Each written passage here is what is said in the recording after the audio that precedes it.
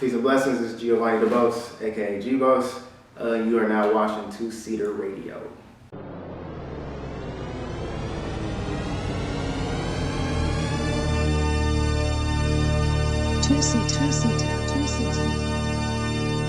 Check, live from the 2SEATER headquarters. We with a good dude that we met actually on the set of a past 2SEATER Radio alum. You know what I mean? A lot of 2SEATER shit. Yeah, shout out to JR Cruz, shout out to Josh and Pease, and everybody we met on that set. That was a good day. That was the set of Samuel. We ran into this guy right here doing behind the scenes photos. He goes by the name of Gee Bose, or Giovanni. I mean, they're both essences of myself. So, Giovanni, for those who really know me, and Geebose, for those who know me on the creative side. Okay. So talk to us. I know you aren't originally from LA, right? Nah, not at all. But you made your way down here. You reside here now? Yeah. I'm from a wonderful city called San Bernardino, California. Located within a region, some here, the Inland Empire. Yeah, man. I'm a hit boy. And the Ball family putting it on the mat too. Okay. 2 out of 3. Well, kind of 3 out of 3. We ain't mad at it. Doing it. But migrated through the art of photography, man. All my dreams and passions, and found myself in Los Angeles. When you start taking photos?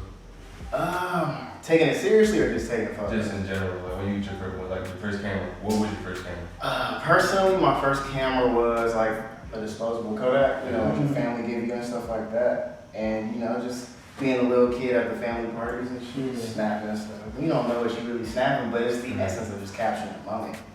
Yeah. And I didn't nurture it. It was just something that, for that time that was alive. And then, over the years, just kind of found myself back to it, like the blog area.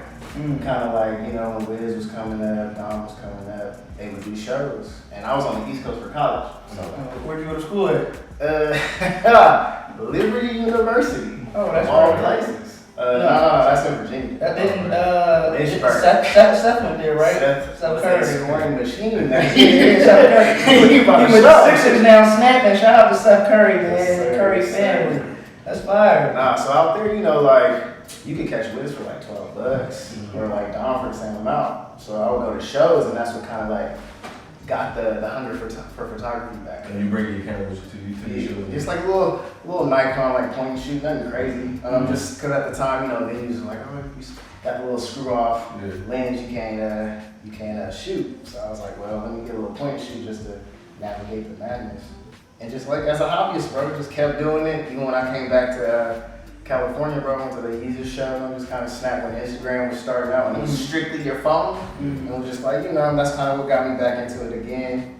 And I don't know, man. It's just trickled on, and I just kept growing and shit. Did you buy your first camera, or did somebody gift it to you and kind of spark that off? You invested in yourself. Let's see, man, because I've had cameras that I took serious. So when it came to the professional side of it, I had a homeboy of mine who literally was like, you should take this seriously.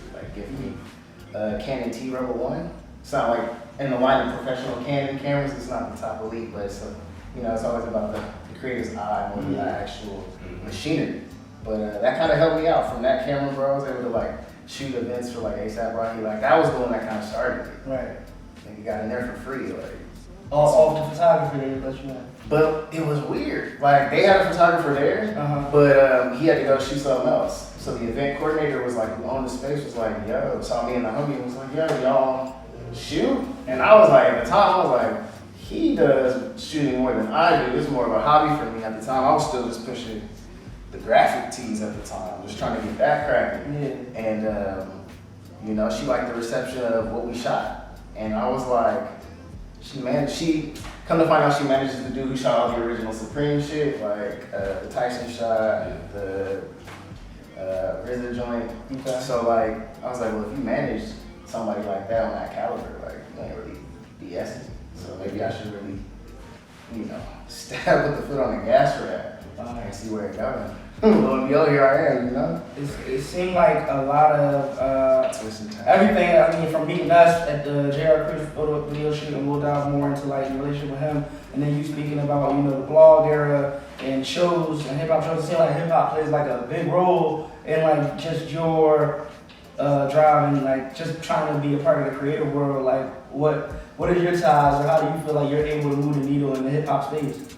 I mean, I feel like hip hop's in a very diverse realm right now. With the emergence of like the Griselda team, like it's not a young man's game anymore. You know, it's really about what you bring to the craft. And I don't know, I'm a multi-hyphenate creative, as most people say these days. Like Andy Bergson, who like really grew up on hip hop, you tried your hand at it. And so you got rapping in your past? Rapping photographer. On some sad boy shit, I was a poetic dude, you know, like writing screwing my feelings to the girls I had crushes on and stuff. And then like you start listening to certain artists. Like for me, I wasn't even heavy Cali when I was really digging into hip hop. I was like Ludacris. Like everybody was banging Snoop, I was like, yeah, Snoop cool, man. Like, you always be the legend. I give it up for Snoop all the time, but y'all hear Luda out here? Like, you know what I'm saying? He was snapping. I was like, no, like, what the hell was crazy. So like, energy, it was definitely so I would study that, bro. I went to like 8 Ball and G, like UGK. I actually had a beef with Jay-Z in my mind about like his popularity, so I wasn't really trying to listen to him. And then everybody was like, oh, and I was like, man, nah. But like, you know, the Black Album came out, and I was like, damn, I'm stupid. Like, that was foolish for sitting on this. Black Album came out, I was like, yeah, I need to go backwards, bro. I was tripping. So, and when you go back, like Reasonable Doubt is crazy. Man, and I was like, oh, he was saying this on the intro? From a rip. Bro, I was like, yeah. I was slipping, man, slipping. So yeah, hip hop's just been like the needle. You know, I'm like 89, I grew up in 89, well, I was born in 89. So like 90s kids, you got the TV was like Fresh Prince, you know, Martin. So like hip hop was the essence of those shows. Right? Like, so kind of even like not trying to dig into hip hop, you just got exposed to it. You know? Like Biggie was on Martin, like Fresh Prince. And, I think it's, I be wanting, like, you got movies like House Party and shit. And, like, it just was so much more ingrained in what you saw every day, like big productions and shit. That shit's fire, man. Okay, let's follow the artists that you grew up on. Man. All right, ones that I listen to, like going to sleep to my CD player. We're gonna take it back to that. We got 50 Cent.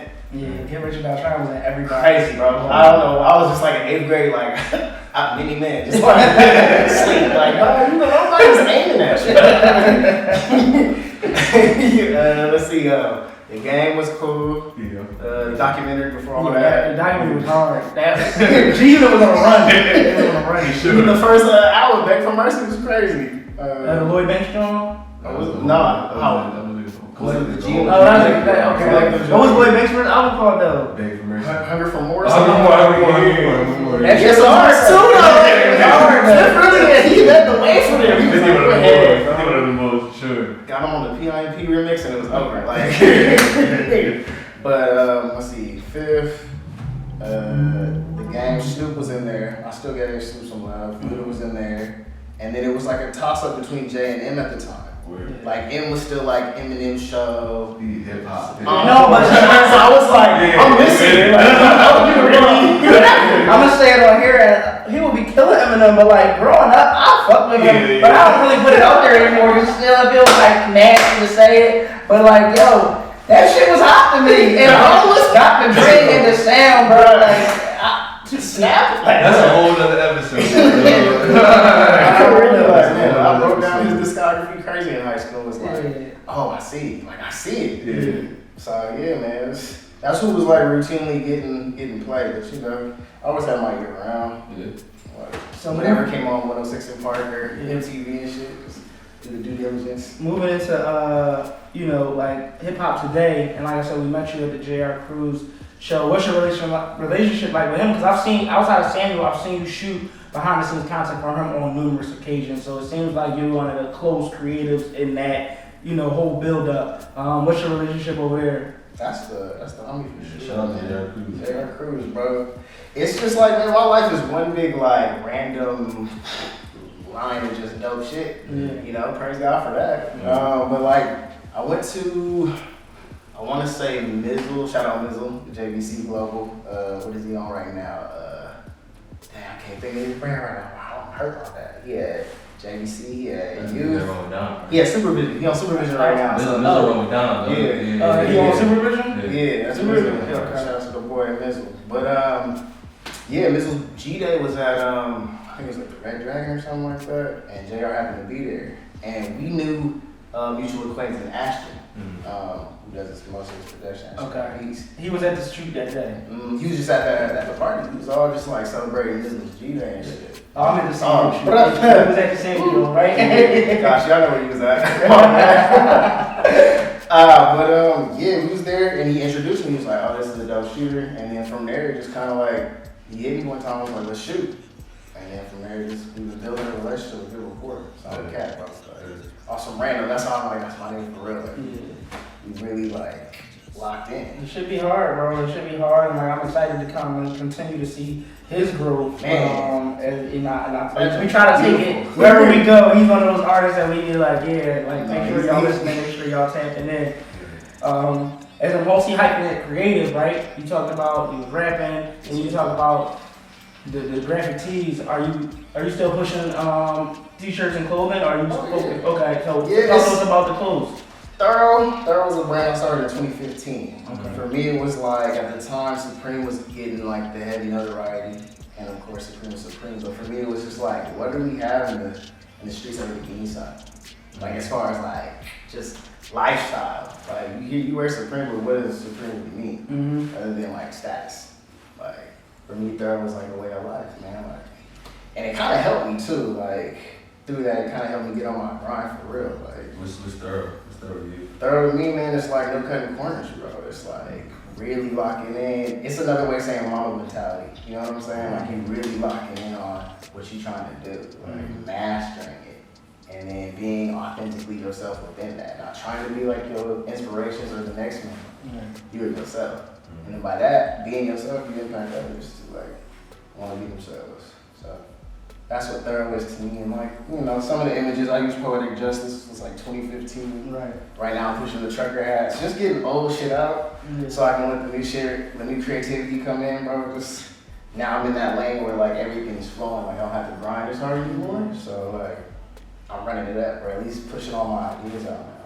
Tight. Definitely check out Thorough too, man. Like Thorough99.com. Check that out. Support black businesses. And then do you work with Milk still? No, man. I can't say no or COVID's happened, so you know they've had to downsize a little bit. So in the event that things pop up again, you might see me there, but usually on the event space, just like if they got events cracking. But shout out to Milk Studios in Los Angeles. That was a good time. Learned a lot about the craft there. They helped me out a lot.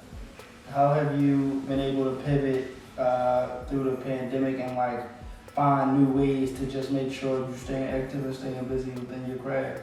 Man, tapping back into things that I would do when I wasn't grinding. Like, I would take my camera out and just go for walks, you know, and just shoot what I see on my walk. That kind of keeps, you know, some mystery into my days, into my weeks. And then like for this year, bro, I've been trying to lock in on like a solid routine with all the free time that we have, you know, like trying to get healthier, of course. Like I'm just Magic Bullet now. I definitely endorse that. Like get y'all one of those, get your smoothie game up.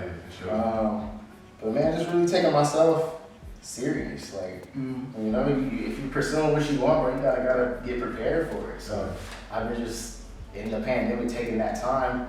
You know, if I gotta re-up my website, you know, my personal portfolio, update it and send that out to some people.